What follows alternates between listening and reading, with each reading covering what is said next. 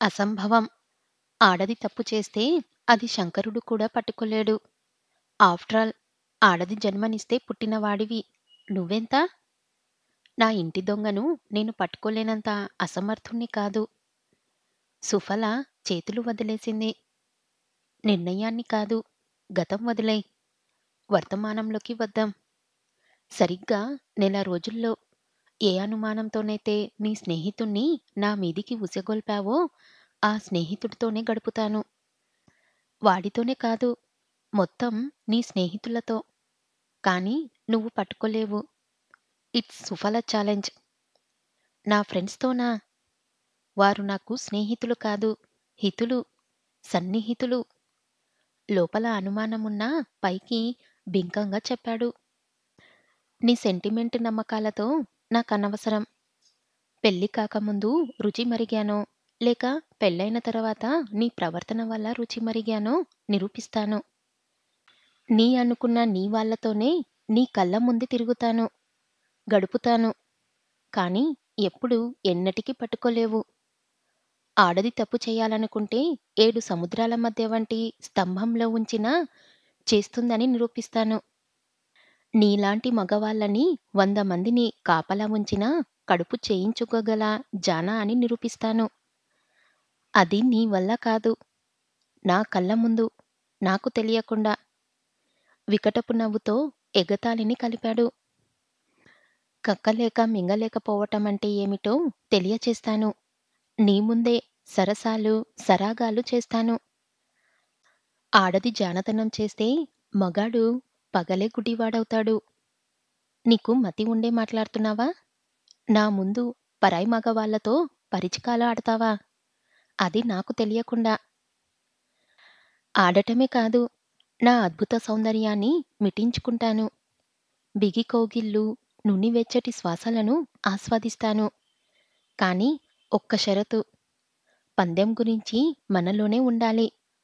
5గురిలో ఎవ్వరికీ తెలవకూడదు. చూశావా? అప్పుడే భయపడ్డావు. ఇందాక నా వాళ్ళంతా నీకోసం పరితపించారని, నమ్మినవాడే నలుగురికి పంచబోయాడని చెప్పావు. నువ్వు చెప్పిందే నిజమైతే నా ఫ్రెండ్‌కి ఎందుకు చెప్పొద్దంటున్నావు? అంటే అది అసత్యమేగా? మీరు పొరబడుతున్నారు. నేను చెప్పొద్దంటున్నది భయపడో, లేక వారంతా నీతిమంతులని కాదు. పోయిన పరువుతో పాటు మరి కొంచెం పోకూడదని. ప్రపంచంలో ఏ భార్యాభర్తలు వేసుకొని పందెం గురించి మన నోటితోనే వింటే ఆ నోట్లోనే క్రాండించి ఉమ్మేస్తారు. నువ్వెందుకు చెప్పినా నాకనవసరం. పందానికి నేను రెడీ. నా వాళ్ళ మీద నమ్మకం ఉండి కాదు. ఈ పందెం కడుతుంది. నిన్ను వదిలించుకోవటానికి. విడాకులు కావాలంటే కోర్టులో రుజువులు కావాలిగా? నవ్వాడు వికటంగా. ఆహా! దొరక్కపోతే నీ కళ్ళ ముందు జరిగిందాన్ని పసిగట్టలేకపోతే? అప్పుడు నాదే విజయం. నీ బరితెగించిన పరుసుతనాన్ని పట్టుకోలేక నేను ఓడి, ఆపై నిన్ను నేనెలా ఏలుకుంటాను? నువ్వెలా నాతో కాపురం చేస్తావు? కాబట్టి విజయమైనా, పరాజయమైనా నాదే అంతిమ విజయం. ఇప్పటికైనా మించిపోయింది లేదు. పొరపాటుని ఒప్పుకో. నీ బుద్ధి నీచ బుద్ధి అని నా జీవితంలోంచి తప్పుకో. తప్పుకోను. అలా తప్పుకుంటే నువ్వు వేసిన నింద జీవితాంతం ఉంటుంది. ఎలాగో తాడు లాగావు. తెంపే వెళ్తాను. ఆడది తలుచుకుంటే అణుబాంబులే కురుస్తాయి. అగ్రరాజ్యాలే చరిత్రలో కొట్టుకొచ్చాయి. దాన్ని ముందు మొగుడి కళ్ళ ముందు చేసే తెపరితనమెంత? సముద్రంలో ఇసుక రేణువంత. నీ ఒక్క స్నేహితుడితో ఒక్కరోజు గడుపుతాను. యోధను, యోధనులకి పిచ్చెక్కించే ఈ అందాలని ఆరబోస్తాను. నేనేం చేస్తున్నానో, ఎలా పడుపుతనం చేస్తున్నానో అర్థం కాక విలవిలలాడేలా చేస్తాను. అనుమానపు మొగాళ్ళకి, ఆడదాని శీలాన్ని శకించే మొగ వెధవలకి ఆడది తప్పు చేస్తే పుట్టించిన బ్రహ్మ కూడా పట్టుకోలేడనే చరిత్రని సృష్టిస్తాను. ఛాలెంజ్. Very good. ఆ మాత్రం నమ్మకం నీకే కాదు, నాకూ ఉంది. సరిగ్గా నెల రోజులు. నువ్వు ఓటమి పాలైతే నీ పీడ ఉండదు. ఒకవేళ గెలిస్తే విజయం నీదైనా పక్షంలో నేనేం చెయ్యాలి? అది కూడా చెప్పు. నేను ఎక్కడ్నుంచి వచ్చానో అక్కడికే వెళ్తాను. సభాష్! నాకు కావాల్సింది అదే. అందుకే అన్నాను. నాణాన్ని పైకెగరేసి పందెం కట్టాను. అచ్చు పడినా, బొమ్మ పడినా సుఫల విరక్తిగా నీదే గెలుపు అని పూర్తి చేసింది. గురుమూర్తి వికటంగా నవ్వాడు. సుఫల సన్నగా నవ్వుకుంది. అస్తవ్యస్తమైన తన జీవితాన్ని తలుచుకొని. ఆ రాత్రి వారిద్దరి పక్కలు వేరయ్యాయి. మరుసటి రోజు ఉదయం 9 గంటలు కావొస్తుంది. ఆఫీస్‌కి వెళ్తున్నాను. బయట నీకు కావలసినవి ఏమన్నా ఉంటే చెప్పు. తెచ్చి పెడతాను అడిగాడు గురుమూర్తి. సుఫల ఏం లేనట్టు తల ఊపింది. మళ్ళీ 5కే వచ్చేది. భయపడకు. 2 రోజులు పోతే అదే అలవాటవుతుంది. సుఫల మొహం చిట్లించింది. తలా తోకలేని బుజ్జగింపు వాక్కులకి. అర్థం కాలేదా? లేక రాత్రి చేసిన ఛాలెంజ్ మర్చిపోయావా? కానీ నేను మర్చిపోలేదు. అందుకే ఈ జాగ్రత్త. పెరటివైపు తాళం ఎప్పుడో పెట్టాను. ఇప్పుడు బయటికెళ్తూ ప్రధాన ద్వారానికి తాళాన్ని బిగిస్తాను. మధ్య 3 గదుల్లో నీవు. ఎలా చేస్తావ్? ఈ బందీఖానలో రంకుతనం? ఆఫీసవ్వగానే 5 నుంచి మళ్ళీ ఉదయం 9 వరకు నేను ఇంట్లోనే ఉంటాను. నీవు 24 గంటలు ఇంట్లోనే కాదు, నన్ను అంటి పెట్టుకొని ఉన్నా నేను చెయ్యాల్సింది చేస్తాను. ఆడదాని నోట్లో నువ్వులు నానలేవన్నది ఎంత నిజమో నిన్ను చింతన పెట్టుకొని సరసాలు సాగిస్తానన్నది అంత నిజం. ఆ! నాక్కావాల్సింది అదే. నువ్వు తప్పు చెయ్యటం. నేను మిమ్మల్ని పట్టుకోవటం. అలా అని నిన్ను ఫ్రీగా ఉండనిచ్చాననుకో మొగాడిగా అవమానం. పందెం పందెమేగా? సుఫల మొగాడి దెబ్బుడుపై చెయ్యి. ఇప్పుడు ఈ పందెంలో కూడా మొగుడు మొగాడిగా నాదే పైచేయి. నీ బజారుతనాన్ని పట్టుకుంటే తన్ని తగిలేస్తాను. లేదు, నా అపురూపమైన మేధస్సుతో నీకా అవకాశం లేకుండా చేశాను. అంటే ఏదో ఒక రోజున నా కాళ్ళమీద పడి విలవిలలాడుతావు. ఈ జీవితం భరించలేకపోతున్నాను. అది అటుంచు. వీధిలో పిల్లవాడికి కూడా పలకరించలేకపోతున్నాను. ఆడది తప్పు చెయ్యగలదు. కానీ మొగాడి దృష్టికి మాత్రం రాకుండా పోదు. అది నా కాళ్ళమీద పడి రోదించినప్పుడే నీకు ప్రశాంతి. నాకు విశ్రాంతి. అప్పుడే నిన్ను పుట్టింట్లో దిగబెడతాను. ఆపై నీ దారి నీది, నా దారి నాది. మీరు ఊహించే ఆ 2 ముగింపులు మన కథలో జరగవులెండి. తాళాన్ని ఒక్కటికి 2 సార్లు బిగించి చూసుకోండి. వీలుంటే చేతనైతే సీలు కూడా వేసుకోండి. కాలం మాత్రమే ఒప్పుకునే సత్యం ఆ 2 ముగింపుల్లో ఒక్కటి జరుగుతుంది. ఆ! మరిచాను. నీవన్నట్టు సీలు వెయ్యొచ్చు. తాళానికి కాదు. పూర్వరాజులు అంతఃపురం స్త్రీలకి తాపడాలు బిగించి వాటి బీగల్ని రొంపిలో పెట్టుకొని యుద్ధాలకి వెళ్ళేవారంట. సుఫల అసహ్యంగా తల తిప్పుకుంది. గురుమూర్తి వికటంగా నవ్వి బయటికెళ్ళాడు. తలుపులు దగ్గరికి లాగాడు. గదంతా చీకటి. తన బ్రతుకులా. బయట తాళం వేస్తున్న చప్పుడు. ప్రస్తుతం తాను ఖైదీ. అప్రయత్నంగా సుఫల కళ్ళల్లో గిర్రున నీళ్లు తిరిగాయి.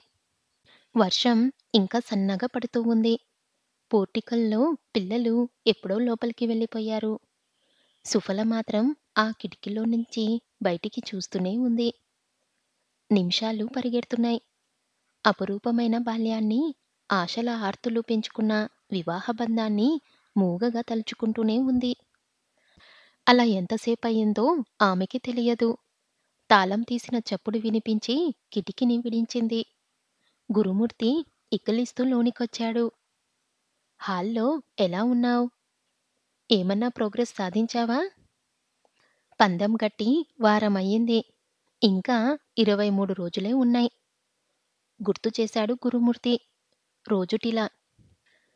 చాలా. అంది కటువుగా. అవునవును. చాలా సాధించి ఉంటావు. నర్మగర్భంగా చూసి నవ్వాడు. కడుపులో దేవినట్లనిపించింది అతను చెప్పిన విధానానికి. నా తాలి ఎగతాళి అవ్వచ్చు. నేను మాత్రం ఎగతాళి అవ్వను. ఏదైనా ప్రారంభం కావటం కష్టం. ఒక్కసారి బిగిన్ అయ్యిందా ఆపటం పాలాక్షుడి వల్ల కూడా కాదు. వెనుకటికి నీలాంటిదే నేను లేస్తే మనిషిని కాదందంట. అలా ఉంది. ఇకనైనా ఒప్పుకో. క్షమించి నీ పుట్టింట్లో వదిలిపెడతాను. అంత కష్టం నీకు రాదులే. అనుకున్నది చేసేదాకా నిద్రపోనివారు ఒక రకం. అవకాశం కోసం చూసి చూసేవారు రెండో రకం. నేను రెండో రకం దాన్ని. ఆ అవకాశం నాకు ఈ రాత్రికి వస్తుంది. చేతనైతే కాచుకోండి. ఇవాళ ఈ రాత్రా? నిస్మయంగా అడిగాడు. అలా అన్నప్పుడు అతని మొహంలో ఒకలాంటి బాధ విచికాల్ని స్పష్టంగా గమనించింది సుఫల. కట్టుకుంది పరాయివాడి పక్కల్లోకి వెళ్తున్నానని చెప్పటం వేరు. మరికొద్దిసేపట్లో వెళ్తున్నాననటం వేరు. అసలు ఈ పందెమే వద్దు అని అరవాలనిపించింది. అరవలేకపోయాడు. అహం అడ్డు వచ్చింది. అప్పటికే సుఫల శోభనం పెళ్ళికూతురులా సిగ్గుపడుతూ అంది. సరిగ్గా 8ంటికి. గురుమూర్తి పళ్ళు పటపటాలాడించాడు. 8 కావటానికి ఇంకా గంట మాత్రమే ఉంది. గోడకు ఫిక్స్ చేసిన గడియారంలో ముళ్ళు భారంగా తిరుగుతుంది. గురుమూర్తి హాల్లో పచార్లు చేస్తున్నాడు. సుఫలని ఒక్క క్షణం కూడా విడిచి ఉండకూడదు. అవసరమైతే పమిట చెంగుని తన లుంగిని కట్టుకోవాలి. అసలు ఇప్పుడే రెండు వైపులా తాళం బిగిస్తే సరి. సుఫల చెప్పిందే నిజమైతే ఓంకార, దయానిదా, త్రిమూర్త లేక గోపీనా? ఈ నలుగురు కాక ఐదో వ్యక్తి కమలాకరా? తల వేడెక్కింది. అతని ఆలోచనలని చెదరగొడుతూ గేటు శబ్దం వినిపించింది. చిచి, ఎన్నిసార్లు చెప్పినా బుద్ధి లేదు. ఆ గేటుకి కాస్త కొబ్బరి నూనె వెయ్యమని 100 సార్లు చెప్పాను. విసుక్కుంటూ 2 అడుగులు వేసి తొంగి చూశాడు. త్రిమూర్తి ఈల వేసుకుంటూ లోనికి వస్తూ కనిపించాడు. ఈ వెధవెందుకు వస్తున్నాడు? గుండెల్లోంచి రాని నవ్వును పెదవులపైకి తెప్పించాడు. ఏంటి ఇలా వచ్చావ్? ఊరికే రారు మహాత్ములు. ఛా, నిజంగా? నువ్వు జోకులేస్తావన్నమాట. పోయిన వారమేగా కనపడి ఇన్స్‌పెక్షన్ ఉంది, అకౌంట్స్ చేసి పెట్టమని బ్రతిమాలాడింది. మర్చిపోయావా? అవసరం మరోవైపు తీరిందా? అప్పుడు గుర్తుకొచ్చింది గురుమూర్తికి. 2, 3 రోజుల్లో ఇన్స్‌పెక్షన్ అని. అకౌంట్స్ నీట్‌గా లేకపోతే అక్షింతలు ఖాయం. అసలే తన ఆఫీసర్ చండనాసనుడు. తన రైటింగ్ బాగోలేకపోవడం అటుంచి క్రెడిట్స్, డెబిట్స్ ఉండాల్సిన స్థానంలో ఉండవు. ప్రతిసారి త్రిమూర్తి వచ్చి ఫైనల్స్ చేసి వెళ్తుంటాడు. ఇప్పుడు అలానే వచ్చాడు. ఏదేమైనా కానీ ఈ నెల రోజులు వీళ్ళని ఇంటికి రానీయకూడదు. ఏదో భార్య ముందు బొంకడా కాని గురుమూర్తికి మనసులో గిలే. భయం భయమే. ఆ క్షణంలో మొత్తం పందెమంతా చెప్దామనుకున్నాడు. మీ సహాయం కావాలని అడగాలనుకున్నాడు. మళ్ళీ తన మీద తనకే నమ్మకం. తాను నమ్మిన తన వాళ్ళే ద్రోహులు, నీచులై తను కక్కిన కూడు కోసం ఆశపడటమంటూ జరిగితే తనకి తెలియక మానదు. దొరక్క మానరు. అది తనకి లాభమే. అలాంటి స్నేహితులని దూరంగా ఉంచి ఆ చండాలంతో పాటు ఈ చండాలుణ్ణి కూడా వదిలించుకోవచ్చు. అసలు తనకెవ్వరు వద్దు. ఈ ప్రపంచమే స్వార్థం. అవకాశం కోసం ఎదురు చూసే నక్కలు వీరంతా. వీళ్ళకి నీతి లేదు, జాతి లేదు. తన, పర అన్న భేదం లేదు. ఎదుటివారు నాశనమైతే వారికెంతో స్వాంతన.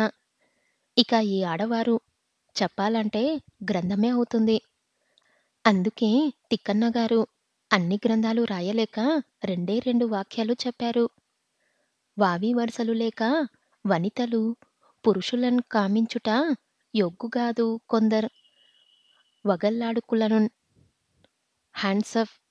ఎంత గొప్పగా చెప్పావయ్యా తిక్కన్నా! స్వాగతంలా అనుకున్నాడు. ఏంటిరా తిక్కన్నా! నీలో నువ్వు నీ పేరు తలుచుకుంటున్నావ్? అదిలించాడు త్రిమూర్తి. గురుమూర్తి తెప్పరిల్లి అబ్బే ఏం లేదు. ఏదో పర్సనల్ ఫీలింగ్స్. కొన్ని బయటికి చెప్పలేం అంతే అని. సుఫల త్రిమూర్తి వచ్చాడు. కాఫీ తీసుకోరా అన్నాడు. సుఫల అంతా గమనిస్తూనే ఉంది. భర్త పిలుపు వింటూనే తెరలు తెరలుగా నవ్వుకుంది. త్రిమూర్తి వస్తాడని గురుమూర్తి మర్చిపోయి ఉండొచ్చు. కాని సుఫలకి గుర్తు ఉంది. ఆఫీస్ ఇన్స్‌పెక్షన్ అప్పుడు త్రిమూర్తినే వచ్చి అకౌంట్స్ చేసి పెడతాడు. ఆ సంగతి గురుమూర్తే సుఫలకి చెప్పాడు. ఆ వారంలో గురుమూర్తి ఆఫీస్‌లో ఇన్స్‌పెక్షన్ ఉంది. అంటే త్రిమూర్తి వస్తాడన్నమాట. సుఫల అనుకోలేదు. ఖచ్చితంగా ఈరోజు వస్తాడని నిర్ణయించుకుంది. కారణం ఇన్స్‌పెక్షన్ ఎల్లుండే. వచ్చినప్పుడు ఏం చెయ్యాలో కూడా ఆలోచించింది. రంభ రావణుణ్ణి చూసి రేపిన సంచలన సన్నివేశాన్ని గుర్తు తెచ్చుకొని నడిచింది.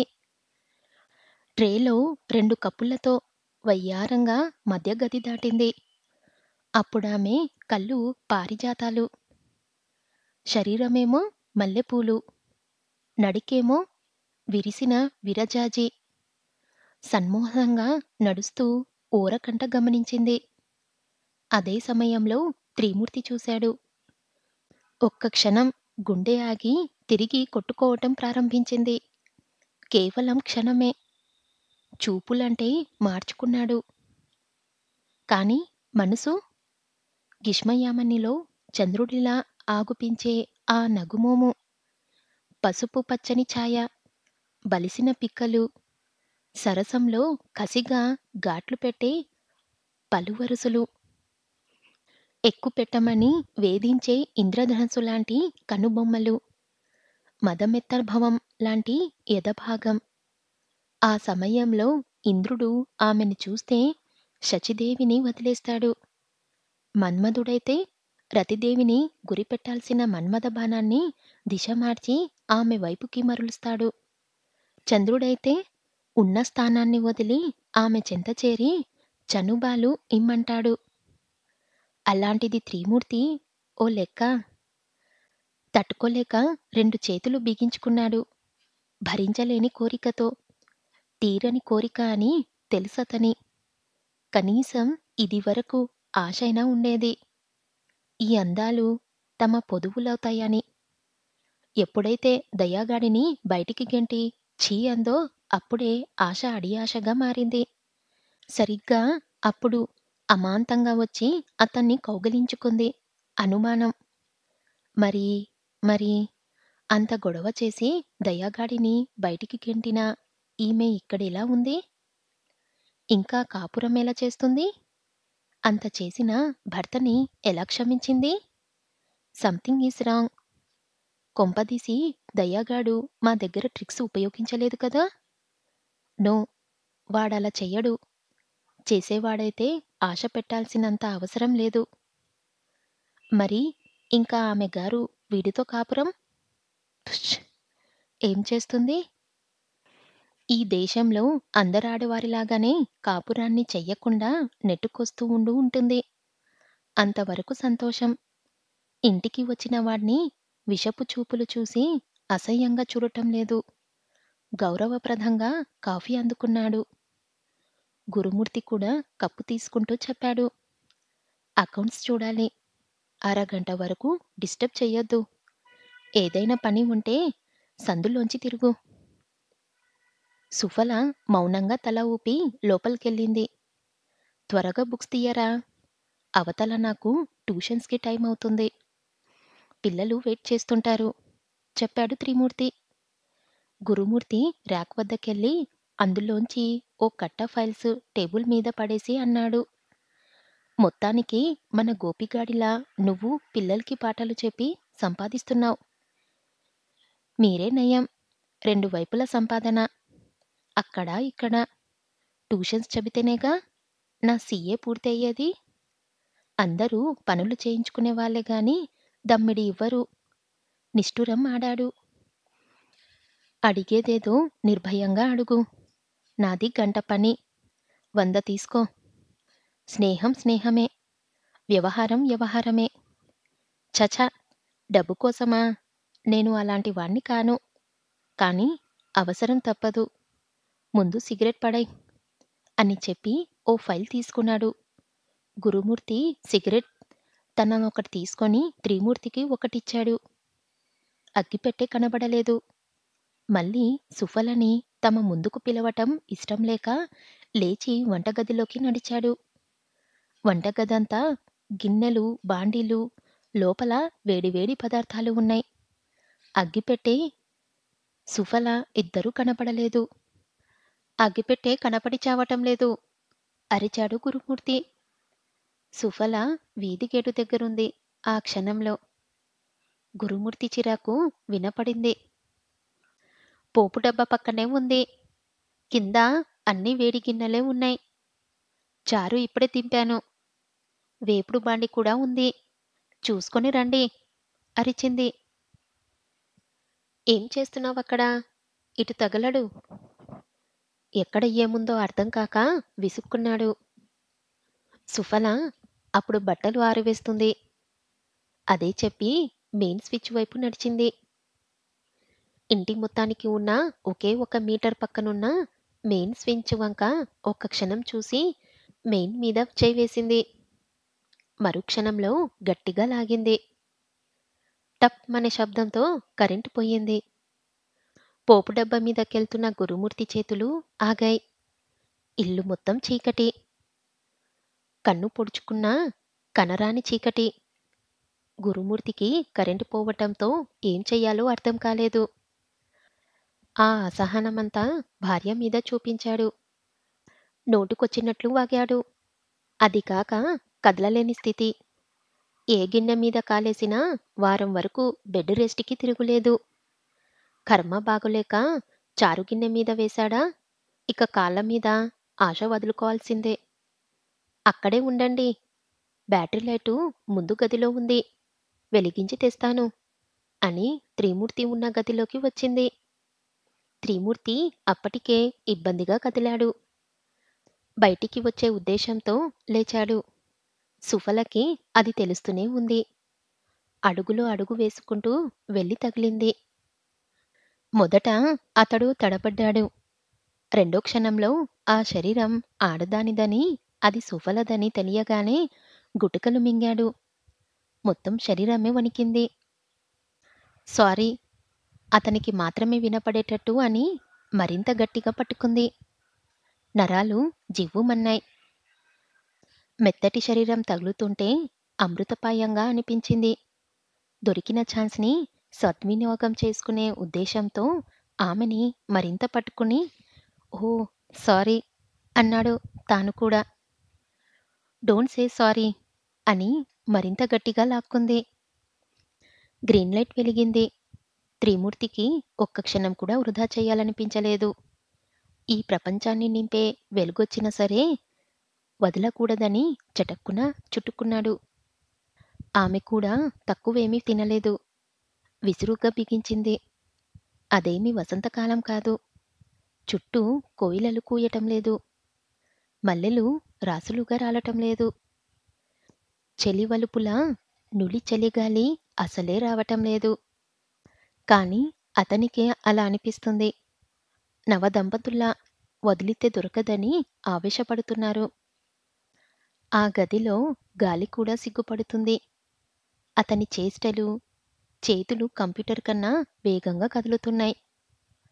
అక్కడ ఇక్కడ అని లేకుండా తాను స్పృశించని ప్రదేశం ఉండకూడదని ఆవిడ శరీరాన్ని వీణని చేసి మిటుతున్నాడు.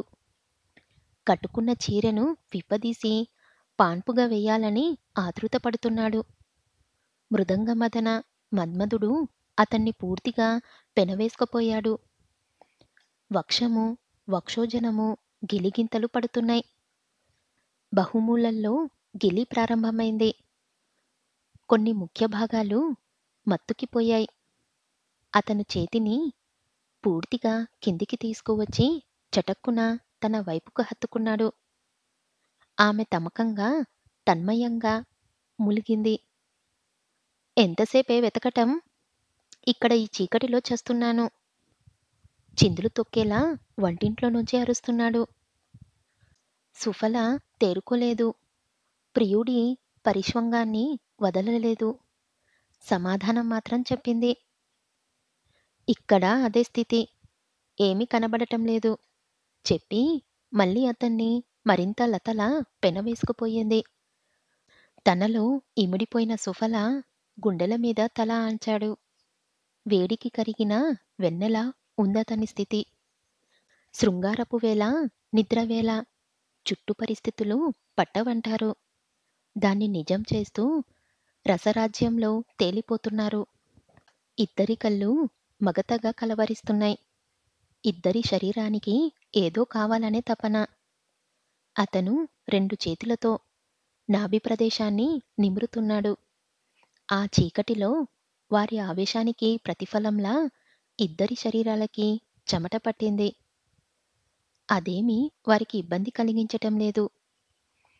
అదో రకపు మైకం, కమ్మని దాహర్తి, ఇంకా కావాలనుకునే అనురక్తి. పసందైన శృంగారపు కేలి అక్కడ విలయతాండవం చేసింది.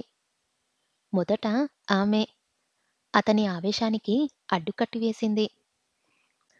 నోరు కలపబోతున్న అతని చర్యని అడ్డుకుంది. సంభోగ సౌరభంతో అదురుతున్న అవయవాలని అతి ప్రయత్నం మీద నొక్కిపెట్టి మరికొద్దిగా పక్కకి జరిగింది. మెల్లమెల్లగా అతన్నుంచి జరిగింది. అతనికి వదలాలనిపించలేదు.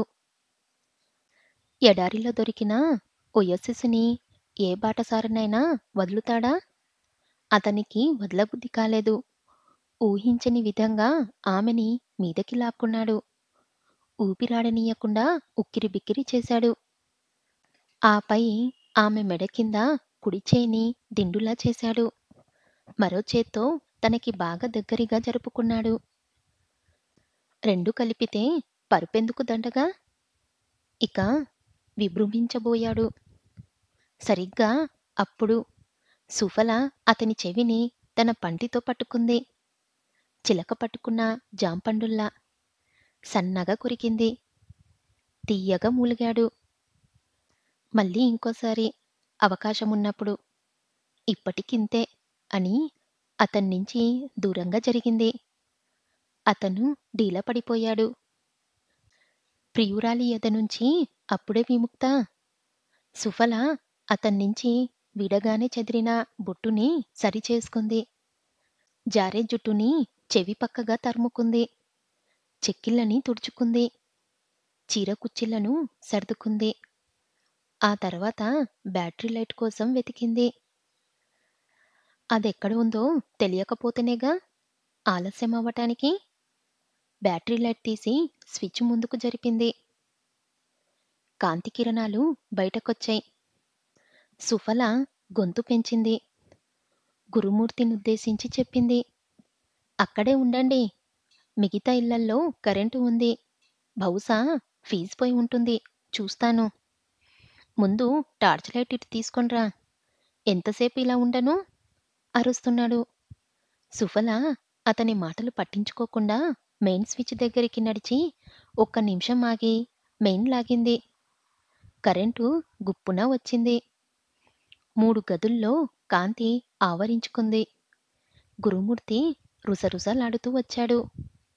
త్రిమూర్తి మౌనంగా తల వంచుకొని ఉన్నాడు. ఇంకా అతని గుండె దడ తగ్గలేదు. వంటికి పట్టిన చెమట ఆరలేదు. అతనికేవో దివ్యలోకాల్లో తేలిపోతున్నట్లనిపిస్తుంది. జరిగింది నిజమేనా? అపనమ్మకం. శరీరం హాయి తేలిక చేస్తుంటే అక్షర సత్యమని తెలుస్తుంది. అగ్గిపెట్టె తగలపెట్టు అని విసుక్కుంటూ త్రిమూర్తి ముందుకు వచ్చి కూర్చున్నాడు. సుఫల తల ఊపి పక్కకెళ్ళింది. ముందు టెండర్స్ ఖాతా చూద్దాం. గురుమూర్తి మాటలకి త్రిమూర్తి తల అడ్డంగా ఊపాడు. ఇప్పుడే లాభం లేదు. పెన్ను పట్టుకునే శక్తి కానీ, లెక్క వేసే బ్రెయిన్ గానీ ఇప్పుడు సహకరించటం లేదు. ఇంకోసారి అని లేచాడు. గురుమూర్తి ప్రశ్నార్థకంగా మొహం పెట్టాడు. అతని వంక చూడకుండా నిద్రలో నడుస్తున్నట్టు బయటకి నడిచాడు త్రిమూర్తి. గురుమూర్తి అయోమయంగా వెళ్తున్న అతని వైపే చూస్తున్నాడు. అప్పుడెలిగింది లైటు. వెంటనే గడియారం వంక చూశాడు. 8కి ఇంక గంట ఉంది. ఏడేమిటి నా బొంద? 8 దాటుతుంటే అనుకొని భార్యని పిలిచాడు. సుఫల నమ్రతంగా వచ్చి అగ్గిపెట్టె ఇచ్చింది. భార్యని తినేసేలా చూసి అది అది ఇందాక చీకట్లో అనుమానాన్ని పూర్తిగా బయటపట్టలేక అడిగాడు. అడగటమైతే అడిగాడు గాని అది అసంభవమని తెలుసు. చీకటిలో అది 10 నిమిషాల్లో నో. తననలా అనుకుంటున్నాడో లేదో సుఫల చెప్పింది. మీరు ఊహించిందే అని నేను చెప్పను. అలా మీ అనుమానాన్ని తీర్చాలని మన పందెంలో లేదు. ఏమన్నా డౌట్స్ ఉంటే వెళ్ళి మీ మిత్రుణ్ణే అడగండి. రుజువుగా నా దగ్గరికి తీసుకువచ్చి చెప్పించండి. అంత కర్మేమీ పట్టలేదు. అడుగుతాను. కానీ ఇప్పుడు కాదు. మన పందెం పూర్తయ్యాక అందర్నీ వరసపెట్టి కడుగుతాను. అప్పుడే నీ బండారం బయట పెడతాను. అంటే ఈ నెల రోజుల్లో నన్ను పట్టుకోలేరనేగా అర్థం. చూశారా ఆవేశంలో ఎలా బయటపడ్డారో? నోర్ముయ్. అంత చేతకాని వాడిని కాదు. విచక్షణ మరిచి ప్రవర్తించేవాడిని అసలే కాదు. ఆ విచక్షణే మీకంటే మీ నాన్నగారి అబిద్ధం మర్చిపోయేవారు కాదు. గుర్తుందా? ఎల్లుండే మీ తండ్రిగారు, అదే మా మామగారికి మీరు అపరకర్మాలు చేయాల్సిన రోజని. అప్పుడు గాని గుర్తుకు రాలేదు. తండ్రి అబ్దికం. అమ్మ బ్రతికున్నప్పుడు ఎప్పుడూ చెప్తుండేది. నన్ను నాన్నగారిని సంవత్సరానికి ఒక్కసారైనా గుర్తుకు తెచ్చుకోరా. నలుగురు భొక్తలకి తృప్తిగా భోజన పదార్థాలు పెట్టరా. తల్లిదండ్రులని తలుచుకోగానే గురుమూర్తికి కళ్ళు చెమ్మగిల్లాయి. సరైన సమయంలో గుర్తు చేశావు. మెచ్చుకున్నాడు గురుమూర్తి. వీధి చివర్లో బ్రాహ్మణుడికి చెప్పిరండి. మళ్ళీ ఎక్కడన్నా ఒప్పుకుంటే ఆ రోజు ఇబ్బంది. ఎందుకు? కమలకారు ఉన్నాడుగా. నిన్ను మరిచినా వాడు మరవడు. ఆ రోజు తప్పకుండా వస్తాడు. మీ ఇష్టం. మీకేదన్నా అభ్యంతరం ఉంటుందేమోనని మన వీధిలో పంతులుగారిని రమ్మని చెప్పాను. వాడు వచ్చేది నా తండ్రికి తద్దినపు మంత్రాలు చదవటానికి, నీతో వలుపు పాటలు చెప్పించుకోవటానికి కాదు. అయినా నా జాగ్రత్తలో నేను ఉండటం మంచిది. మనిషికి ఓవర్ కాన్ఫిడెన్స్ ఎప్పుడూ దెబ్బే. ఈసారి వాడు రావటం లేదు. వేరే బ్రాహ్మణుడికి తీసుకువస్తాను. అసలు ఇక నుంచి నా ఫ్రెండ్స్ ఎవ్వర్నీ రానియ్యను. ఈరోజే అందరికీ చెబుతాను రావొద్దని. అవసరముంటే నేనే వస్తానని. సుఫల మీ ఇష్టమన్నట్టు తల ఊపింది. సరే గాని ఆ గడియారమేమిటి అలా చచ్చింది? ఎప్పుడు ఏడే కనబడుతుంది? అడిగాడు. దాన్ని సుఫలని కలిపి అనుమానంగా చూస్తూ. చెడిపోయింది. ఇవాళే మొదటిసారి పాడైంది. బహుశా ఇంక బాగుపడే అవకాశం లేదు. గురుమూర్తి ఆఫీస్కెళ్ళే సమయం త్రిమూర్తికి తెలుసు. ఆ టైం వరకు వీధి చివర వేచి ఉండి గురుమూర్తి అటు వెళ్ళగానే సుఫల ఇంటికేసి హుషారుగా నడిచాడు. అతని మనసంతా ఉద్వేగంతో ఉంచి ఎప్పుడెప్పుడు సుఫల ఒడిలో తల పెట్టుకుందామా అని తపించిపోతున్నాడు. రాత్రి చీకటిలో జరిగిన సంఘటన ఎవ్వరికీ చెప్పాలనిపించలేదు. ఉదయం మిత్రులు కలిసినా ఆ ప్రసక్తే తీసుకురాలేదు. మొత్తం వ్యవహారం జడిసి కొట్టిందని సుఫలకి గురుమూర్తి గురించి తెలిసిపోయిందని దయానిధి చెప్పినప్పుడు అందరితో పాటు తాను మనసులోంచి ఆశ చెరిపేసుకున్నాడు. ఆశపడితే దొరక్కపోవటం అన్నీ వదిలేసి నిర్లిప్తంగా గడుపుతున్నప్పుడు అనుకున్నది వచ్చి ఒళ్ళో పడటం బహుశా అదేనేమో జీవితమంటే. ఏదో నలుగురికి వంత పాడాలని తాను ఆశపడ్డాడు గాని, అదే నిజమవుతుందని, వాస్తవంలోకి వస్తుందని అస్సలు అనుకోలేదు. కావాలనుకున్న అదృష్టం చీకటి రూపంలో కౌగిలించుకుంది. దాన్ని ఎవ్వరికీ పంచకూడదు. తనొక్కడే జాగ్రత్తగా హ్యాండిల్ చేసుకోవాలి.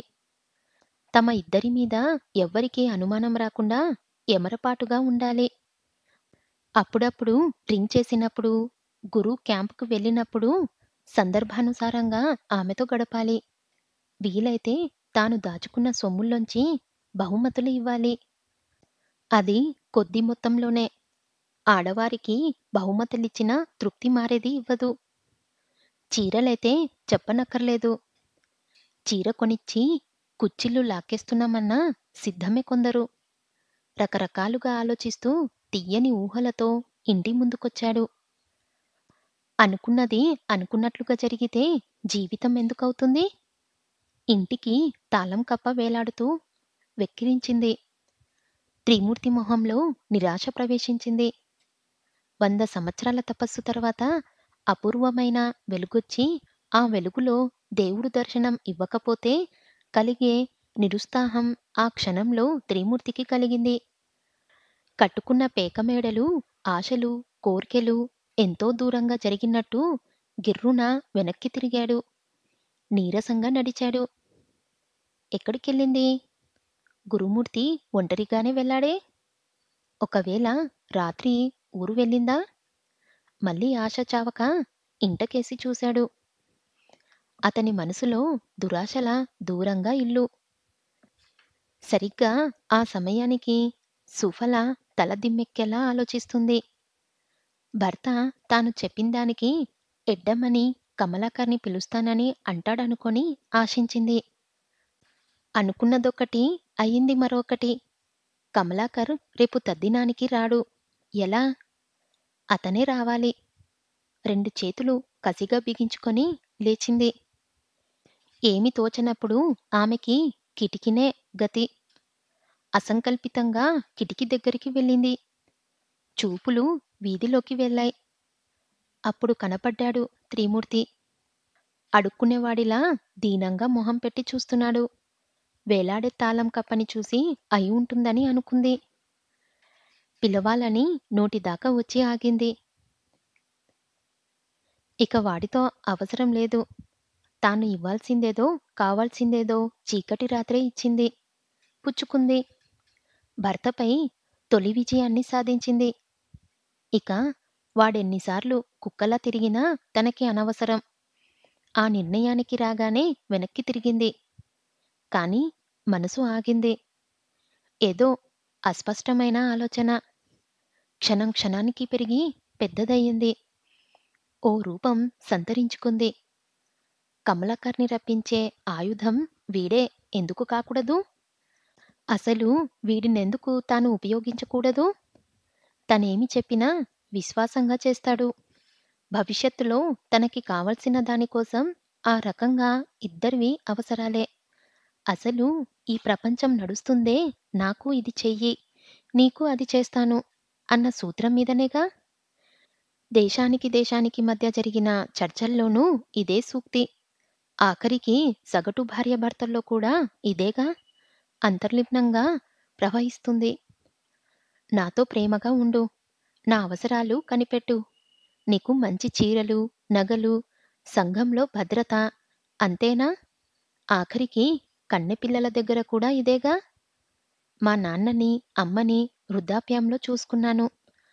అప్పుడది చేశాను. ఇప్పుడు నువ్వు చెయ్యి. నన్ను, మీ అమ్మని చూసుకో. అంతే. అన్నీ బాధ్యతలే. బంధాలెక్కడివి? ఆప్యాయతలెక్కడివి? ఎక్కడో తప్ప అన్నీ ఇచ్చిపుచ్చుకోవటాలేగా. సుఫల తలని గోడకేసి కొట్టుకోవాలన్న ప్రయత్నాన్ని అతి ప్రయత్నంగా ఆపుకుంది. తన విశ్లేషణపై తనకే విరక్తి పుట్టి కొన్ని తెలుసుకోవాలి, మరికొన్ని తెలుసుకోకూడదు. దట్సాల్.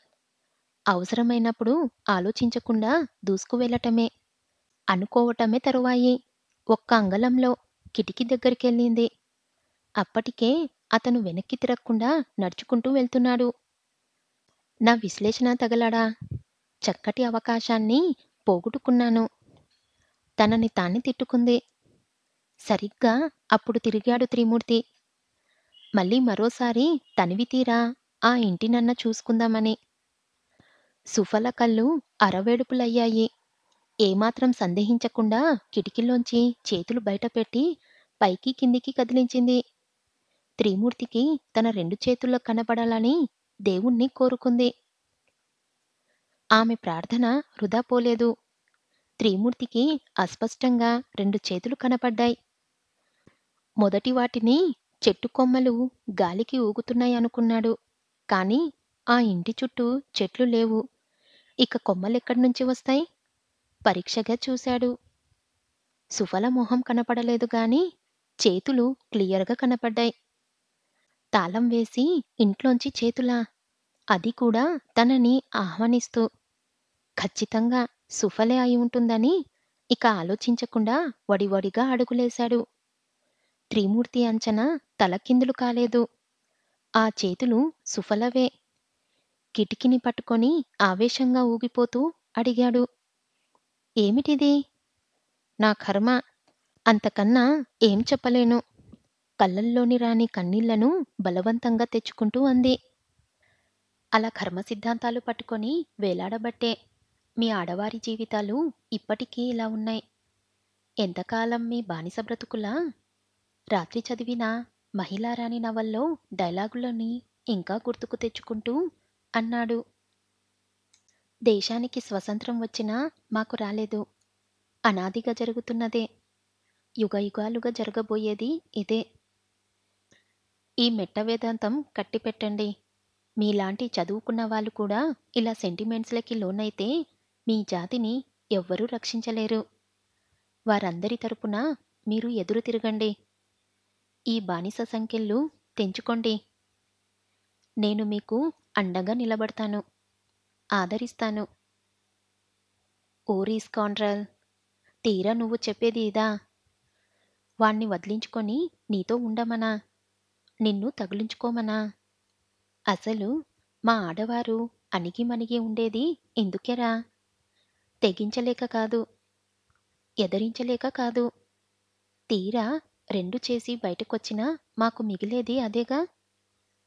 మీలాంటి తొత్తులకి సుఖాలని ఇస్తూ బ్రతకటం కన్నా తాళి కట్టిన వాడి దగ్గర కుక్కిన పేనులా పడి ఉండటమే కొంతలో కొంత నమయం. సమాజంలో గౌరవం ఉంటుంది. కొంత తృప్తి అయినా మిగులుతుంది. అసలు వాడ్ని ఆ గురుమూర్తిగాడు నా స్నేహితుడని చెప్పుకోటానికే సిగ్గుగా ఉంది. అనుమానపు నీచ వెధవ అనుకున్నాం గాని మరీ ఇంత అని అనుకోలేదు. మీరేమీ భయపడవద్దు. అన్నిటికీ నేనున్నాను. మీ చీర నేను వదిలిస్తాను. తాడు తెగే వరకు లాగొద్దు. ఎంతైనా నా భర్త. నా కోసం కాకపోయినా నా తల్లిదండ్రుల కోసం, సమాజం కోసం కట్టుబడక తప్పదు. మరీ తట్టుకోలేకపోతే ఊరడింపుకి మీరున్నారు. నాకు అదే 10,000. నాకో సహాయం చేస్తారా? నా మనసుకి నచ్చిన మీరు నేను చెప్పినట్టు చేస్తారా? మీకోసం సంఘాన్నే ఎదిరిస్తాను. దాని ముందు నువ్వడిగిన సహాయం ఎంత చెప్పు?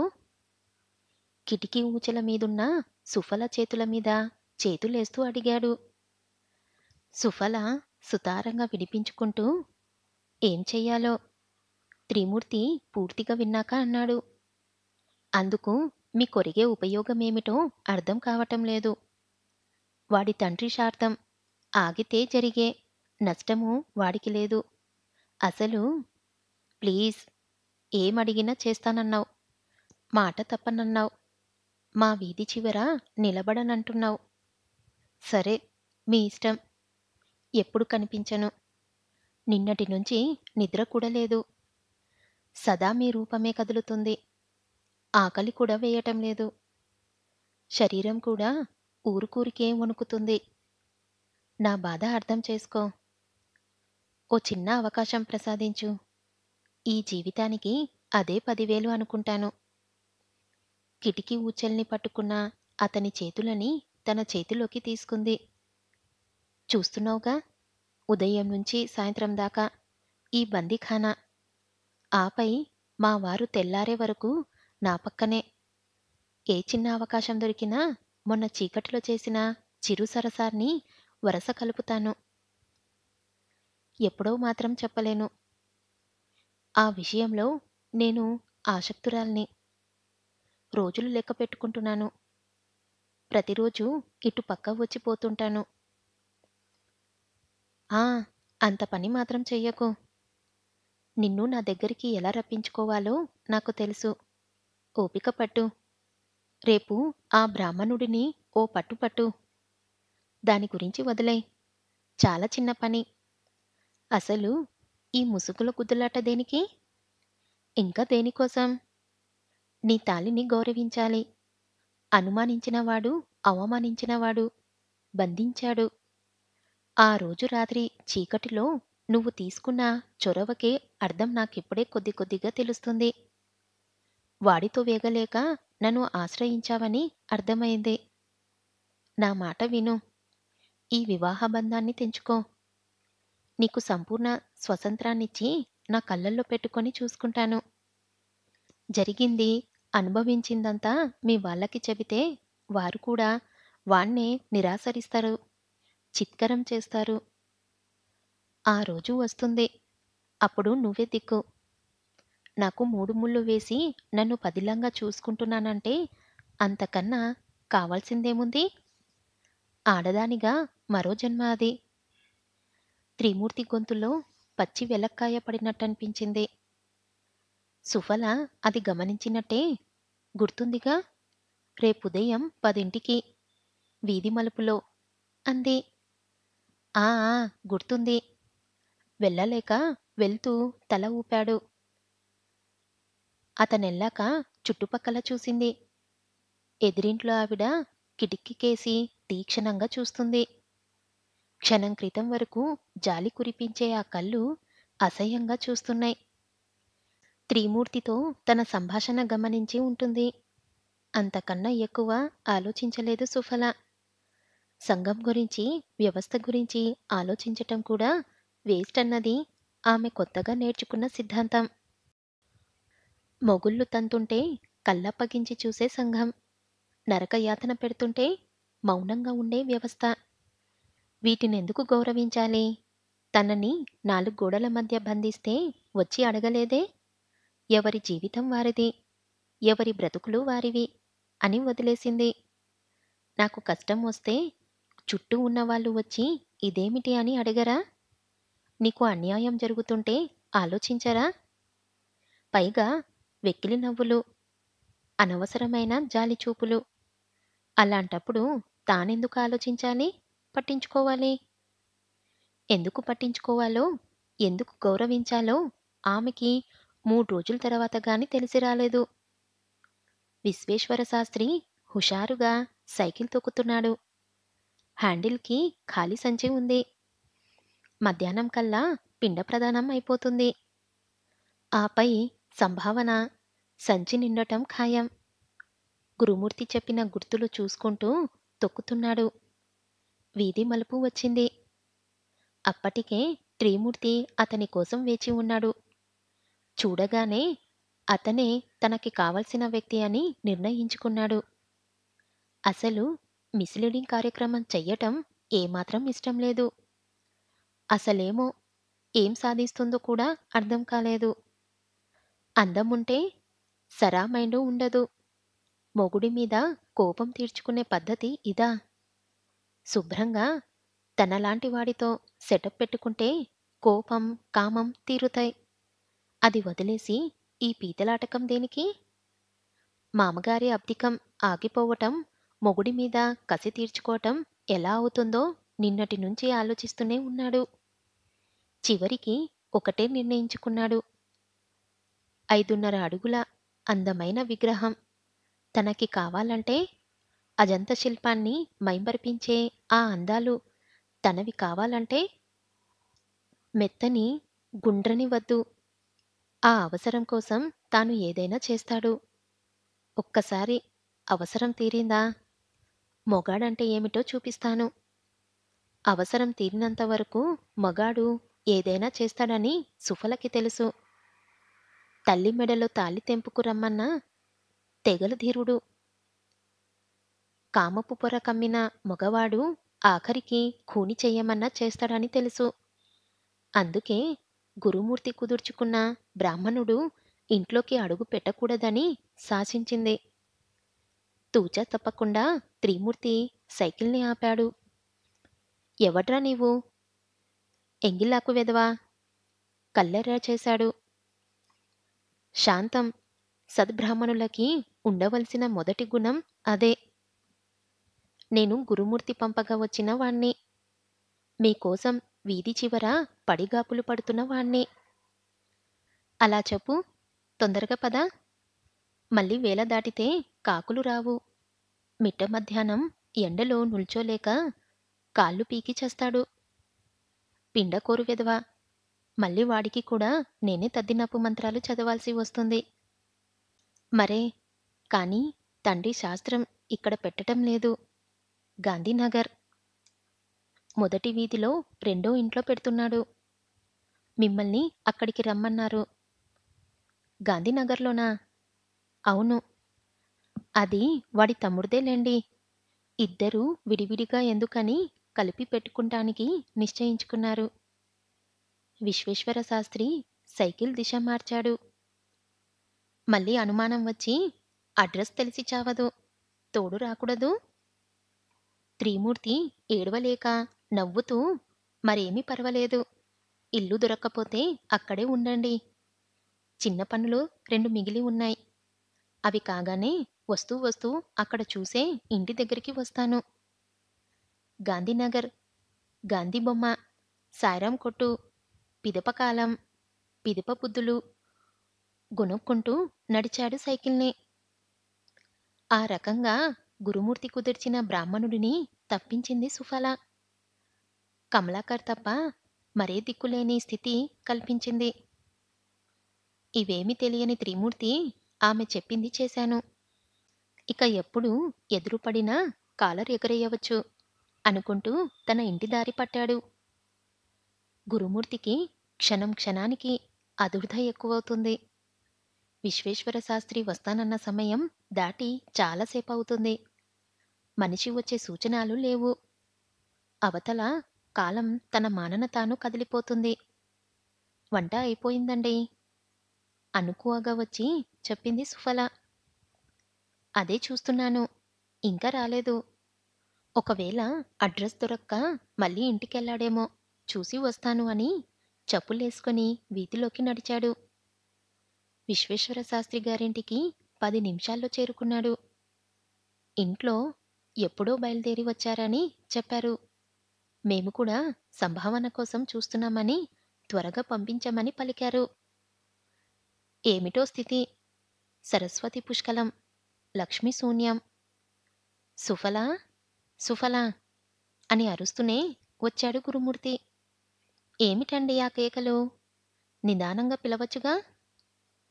బ్రాహ్మణుడని తీసుకొచ్చాను. కావాల్సినవన్నీ చకచకా ముందు గదిలో పెట్టించు. కడుపులో ఆకలి. ఈ కార్యక్రమం అయితే తప్ప తినకూడదు. నీకేం? సుఫల తర్వాత వినటం లేదు.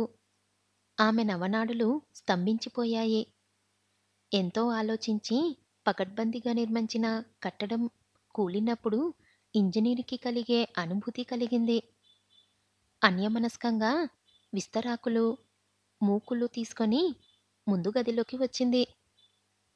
జంధ్వం నివారించుకుంటూ కమలాకర్ ఒక్క క్షణం విచలితురాలయ్యింది.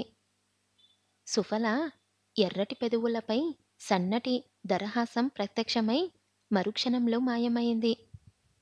కమలాకర్ ఆమె రాకతో నిఠారయ్యాడు. తనొచ్చిన పని వదిలేసి కళ్ళు వెడల్పు చేసి మరీ చూశాడు సుఫలని. కళ్ళనిండా ఆకలి అలుముకుంది. గుండె వేగం పెరిగింది. 2 కనులు బ్రాహ్మగావించెగాని 1000 కన్నులతో చూసినా తీరదాపేక్ష. అందమా? అది అలకుల కొలకుల తొలకరి మకరందమా? కమలాకర్ మనసు తియ్యగా ములిగింది. ఒకానొక సమయంలో అయితే వెంటనే వెళ్ళి బిగయార కౌగిలించుకొని ఉక్కిరిబిక్కిరి చెయ్యాలనుకున్నాడు. కాని అలా చేసే ధైర్యం లేక లొట్టలేశాడు. మగాడు ఎప్పుడు ఎలా చేస్తాడో, దేనికోసం చూస్తాడో పసిగట్టగల వరం ఆడదానికి భగవంతుడిచ్చిన అద్భుత వరం. కమలాకర్ చూపుల్లోని విషాన్ని ఇట్టే పసిగట్టింది. ఎటువంటి భావాన్ని ప్రదర్శించకుండా తీసుకొచ్చినవన్నీ కింద సర్ది లోపలికెళ్ళింది. గురుమూర్తి సంజాయిషీగా సుఫలని దగ్గరికి పిలిచి చెప్పాడు. విశ్వేశ్వర శాస్త్రి కోసం చాలాసేపు వెతికాను. తప్పని పరిస్థితుల్లో కమలాకర్ని తీసుకువచ్చాను. నాకెందుకు చెబుతున్నారో అర్థం కావటం లేదు. అనుమానంగా భర్తకేసి చూసి అంది. అది అది నువ్వు వంటగది దాటి బయటికి రావద్దు. కమలాకర్ మీద నమ్మకం లేక కాదు. ఆడదాని చీర కొంగు మహిమ తెలుసు కాబట్టే సుఫల మారు మాట్లాడకుండా తల ఊపింది. బయట కమలాకర్ విస్తళ్ళు ముందు కూర్చొని దర్బాలు చీలుస్తున్నాడు. గురుమూర్తి రాగానే విస్తళ్ళు పరిచి ముద్దలు చేయమన్నాడు. ఆ తర్వాత ఒక్కసారి నిట్టూర్చి తద్దినపు మంత్రాలు చదవటం ప్రారంభించాడు. మధ్యలో గురుమూర్తి తండ్రి పేరు అడిగి పైలోకాల్లో ఉన్న అతనికి ప్రశాంతి కలిగేలా కర్మ చెయ్యసాగాడు. బియ్యపు పిండితో చేసిన ముద్దలను 4 చేయించి వాటిమీద దర్భాలు వేయించుతూ దేవనాగరిక లోపిల్లోంచి సంస్కృతంలో తర్జామా చేసిన కఠిన మంత్రాలని గురుమూర్తి చేత కూడా అప్పుడప్పుడు పలికిస్తున్నాడు. మధ్యాహ్నం 1 గంటకి గాని భోక్తలు రాలేదు. అప్పటికింకా కార్యక్రమం పూర్తి కాలేదు. పిండ ప్రదానమైతే గాని భోక్తులకి కడుపు నిండదు. ఎట్టకేలకు 1:30కి శ్రద్ధ కర్మలని విరమించాడు. చివరి కార్యక్రమంగా ముద్దలను కాకులకి వెయ్యమన్నాడు. గురుమూర్తి వాటిని తీసుకొని కమలాకర్ని కూడా తనతో రమ్మన్నాడు. వద్దు, ఈ పిండాలని కాకులు తినకపోతే లేదా రాకపోతే నువ్వు చాలా బాధపడాల్సి వస్తుంది. ఒక రకంగా నీ తండ్రి ఆత్మ నిన్ను ఇష్టపడనట్టే.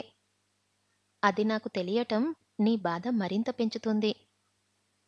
ఒంటరిగానే వెళ్ళు. పిండ ప్రధానానికి తోడు రావటం శాస్త్ర విరుద్ధం కూడా. అయితే గురుమూర్తి రమ్మంటుంది తోడు కోసం కాదు. ఆ 2 నిమిషాలు కమలాకర్ని వదిలి బయటకెళితే తన పెళ్ళం తనకి పిండం పెడుతుందనే. ఏదేమైనా రావాల్సిందేనని మంకుపట్టాడు. ఇక తప్పక తాను నడిచాడు కమలాకర్. అట్టే విసిగించకుండా కాకులొచ్చాయి. గురుమూర్తి కనులారా ఆ సన్నివేశం చూసుకున్నాడు. ఆ అనుభూతి మాటలకి అందనిది. ఎప్పుడో మరణించిన తండ్రిని ఈ రకంగా చూసుకుంటున్నాడు. తన తండ్రే స్వయంగా వచ్చి తన ఇంట్లో భోజనం చేసినట్టే ఫీలయ్యాడు. ఇప్పుడు ఎంతమంది ఆ ధర్మాన్ని నిర్వహిస్తున్నారు? మరెంతమంది ఓపికగా పితృదేవతలకి తద్దినం పెడుతున్నారు? మరణించిన మనిషిని సంవత్సరానికి ఒక్కసారి గుర్తుంచుకొని మనిషి కూడా ఓ మనిషేనా? అలాంటి మనిషి బ్రతుకున్న శవం లాంటివాడు. గురుమూర్తి ఎంతటి నీచుడైనా కావచ్చు. కొన్ని నైతికబంధమైన విలువల్ని మాత్రం వదిలిపెట్టడు. నిర్లక్ష్యం చెయ్యడు. అంతా అయ్యాక సంతృప్తిగా లోనికొచ్చాడు. అప్పటికే భక్తులు భోజనం చేస్తున్నారు. కమలాకర్ సిద్ధంగా ఉంచిన ఇత్తడి పళ్ళెంలోని బియ్యాన్ని, దోసకాయల్ని, ఉప్పుని అన్నీ సంచిలో వేసుకొని దక్షిణ కోసం గురుమూర్తి వంక చూశాడు. గురుమూర్తి జేబులోంచి 50 కాగితం తీసి ఇవ్వబోయాడు. కమలాకర్ చిన్నబుచ్చుకుంటున్న మొహం పెట్టి అన్నాడు. ఎంత నీ స్నేహితుడినైనా బ్రాహ్మణుడిని, గౌరవించతగ్గవాణ్ణి. భార్యాభర్తలు కాళ్ళకి దండం పెట్టి దక్షిణ ఇవ్వాలి. గురుమూర్తి మారు మాట్లాడక భార్యని కేకవేశాడు. ఆ సాంప్రదాయం చెప్పింది సుఫలని చూడటానికే. కమలాకర్ ఆమె దివ్యమంగళ స్వరూపం కోసం తహతహలాడుతూ చూస్తున్నాడు. అడుగులో అడుగేసుకుంటూ తొలి తొలకరి జల్లును గుర్తుకు తెస్తూ వచ్చింది. చేతిలో అరటిపండు, దాని కింద ఆకు, మధ్యలో ఒక్క పొడి. సరస సౌరంభానికి ఆయత్తమవ్వమని ఇస్తున్న అగ్రతాంబుల్లా అనిపించింది. ఈ 50 వాటి మధ్యలో పెట్టి కాళ్ళకి మొక్కు అన్నాడు భార్యతో. ఇద్దరూ కమలాకర్ కాళ్ళకి నమస్కరించారు. సుఫల కాళ్ళకి మొక్కుతున్నట్టు మొక్కి చటక్కున కాలి దగ్గర గిల్లింది. కమలాకర్ తత్తరపడ్డారు. గిచ్చింది గురుమూర్తో సుఫలో ఆ క్షణంలో అర్థం కాలేదు. సుఫల వంక చూశాడు. శతకోటి సమస్యలన్నిటికీ కళ్ళతో సమాధానాలిచ్చే ఋష శృంగులనిలా తనలో లాకు. కళ్ళతో చేతిలో ఆకులని అతని చేతిలో సంచిని చూపించి కన్నుగిట్టింది. కమలాకర్ అవక్కైపోయాడు. ఎంతోమంది ఆడవాళ్ళని చూశాడు. మరెంతోమంది జానలని నెరజానలని చూశాడు. పమిట చెంగుచాటున సరసలాడే విపని వనితల్ని చూశాడు. కాని ఇంత ఫాస్టుగా భర్త పక్కనుండగానే చూస్తుండగానే కనీసం విసమెత్తు అనుమానం రాకుండా కన్నుగిట్టి పెదవి కొరికి అమాయకత్వాన్ని పోతపోసినట్టు నుంచుందంటే అమ్మో, ఇలాంటి దాన్నే అందుకోవాలి. ఇలాంటి వారు పొగరెక్కి మదమెక్కిన ఆడవారు పడక మీద ఇచ్చే సుఖం సురపానం కూడా ఇవ్వదేమో. మన్మధుడు కూడా మన్మధుడు పడే మధువంతులాంటే వీరేనేమో. కాని తాను లావు, పొట్టి, ఆమె పొడగరి. ముద్దు పెట్టుకుంటే కింద అందదు, కింద అందితే పైన అందదు. ఈ దేశంలో ఇలాంటి లక్షణాలు గలవారు ఎలా సంసారం చేస్తున్నారో. ఇంకా ముందుకి పోయేవాడే. గురుమూర్తి తిట్లకి ఈ లోకంలోకి వచ్చాడు.